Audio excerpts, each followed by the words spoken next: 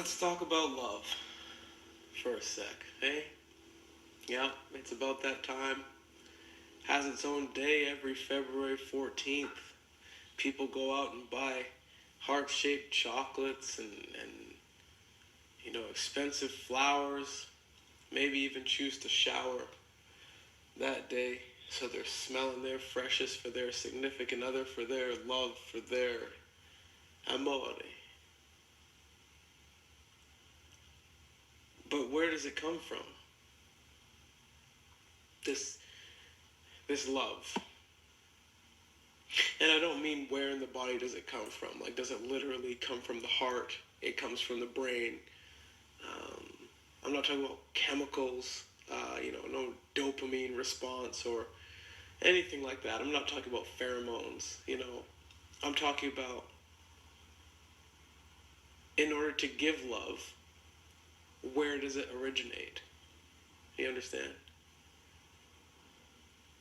Because my thinking is that in order to give love, you must first have love yourself. Now, I'm not saying that someone else had to give this love to you in order for you to pass it on. I don't think it's a snowball effect, necessarily. What I'm saying is that love, the notion, the idea, the feeling, the warmth of true love must first be within you before you can decide to give it to anyone or anything else. So there's this exercise. We'll get a little sciencey for just a second. There's this psychological exercise that is done sometimes in school, and I'm sure they do it outside as well.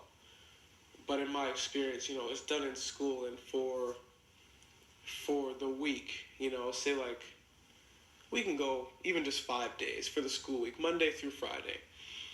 Each morning you wake up, go through your routine, and then you find a mirror in, your dorm room, house, apartment, whatever. You find a mirror, even if you have to wait till you get into your car. You find a reflective surface. You look at yourself in this reflective surface. Look yourself in the eye. Maybe you're around a mirror right now. If you have a mirror, go ahead and try it. Look yourself in the eye. And you say, self,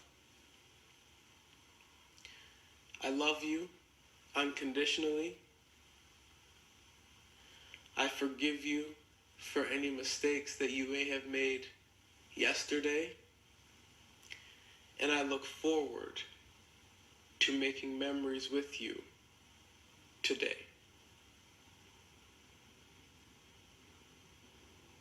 Right?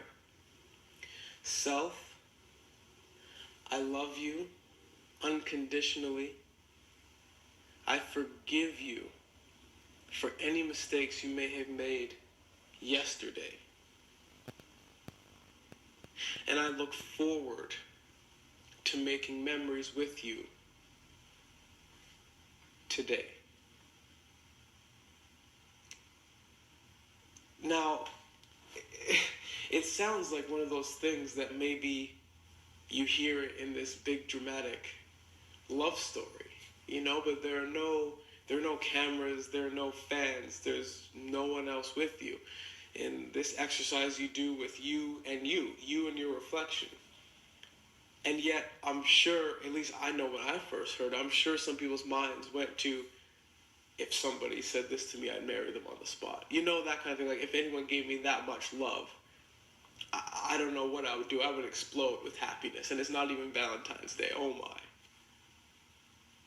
But why can't we give ourselves that level of commitment, that level of adoration, that level of love? Because if we can't give it to ourselves, who are we saving it up for? Do you know what I mean? Like, who in this world are we saving that level of love for? I'm not saying that you can't love someone else unconditionally, forgive them for anything that may have, I don't want to say wrong, any things that happened in the past that may not have been how you thought they would go, and want nothing but the best for this person going forward. I'm not saying you can't give that away, give that to another soul and have them feel uplifted with you walking through life. But why then is it so hard to tell yourself, look yourself in the eye and say, I love you and you're perfect just the way you are?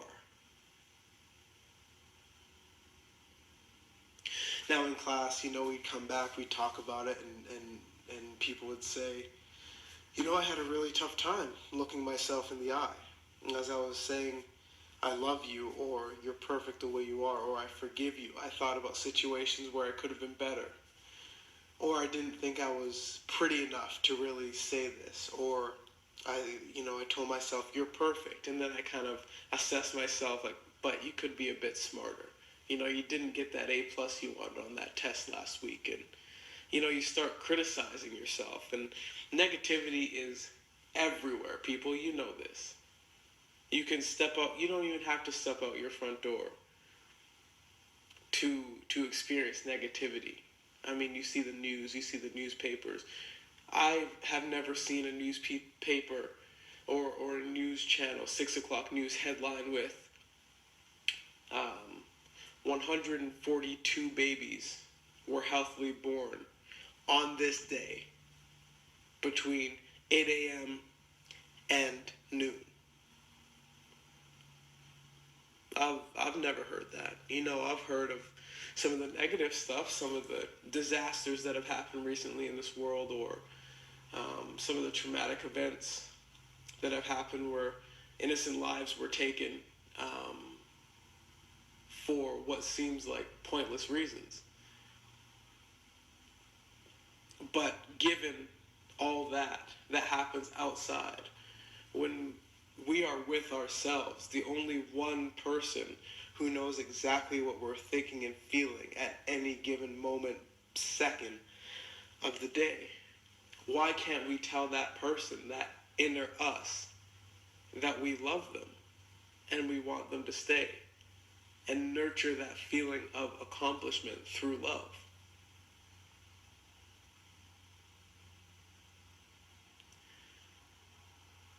I'm a romantic. I believe that love is something that should be shared and should be felt as often as possible. I don't enjoy thinking of anyone being left out of the loving feeling that I've been fortunate enough to receive from others, and I also have within myself.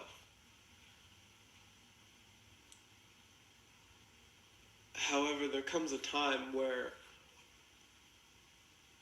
I'll say we, and you can apply this to your own thoughts, your own thinking, but we cannot expect that feeling of gratitude, that feeling of appreciation, of unrelenting love from anyone else until we've experienced it ourselves, from ourselves.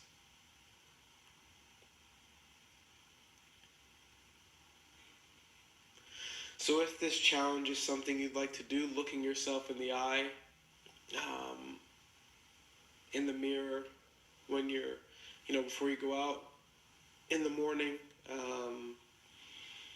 middle of the day, end of the day before you go to bed, might put you into a nice little Zen state. I hope it doesn't cause too much anxiety,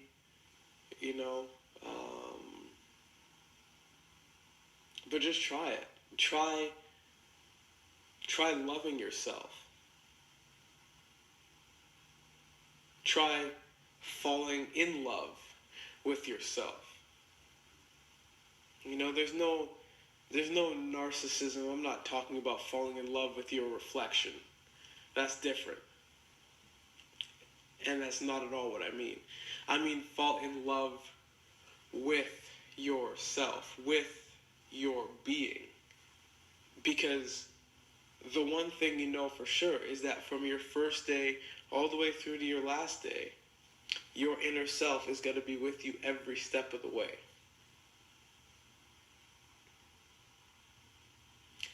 Every step of the way. So you may as well get along, right? Take yourself out on a date. You know, go have that piece of chocolate cake and milk at your favorite cafe, or go see a matinee movie with yourself and be perfectly content knowing that you are comfortable in your own skin and that will radiate from you. And you may even help another just by having that energy flowing within you. And someone else says, hey, you know what? They look happy. I want to be that too. I want to be happy too. I want to be the kind of person that can help others just by saying hello with a smile and mean it. Because I'm happy with who I am in this moment. Am I where I want to be in 50 years? Maybe not. Maybe you want to be living in the south of France with another person who shares the same admiration for themselves and you, sharing that love between you two, or three, or four, however many people you decide to love. But it doesn't mean that right now, right here, in this moment, in between these heartbeats, you can't love yourself unconditionally. That you can't forgive yourself for any mishaps that may have happened yesterday. And that you can't look forward to making memories with yourself today.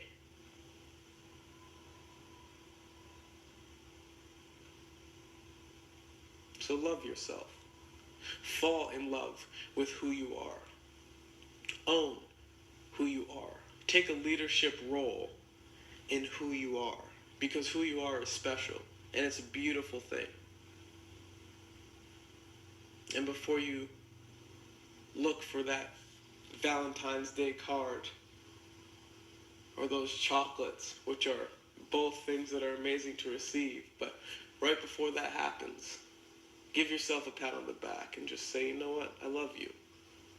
You're an incredible person, and I wouldn't want to walk this path without you, and I'm thankful because I know I don't have to. It could be hard, but eventually you'll get there. And those words will light up your day, hour, minute, even just for a second. Center yourself and say, I love you. Let's see what happens.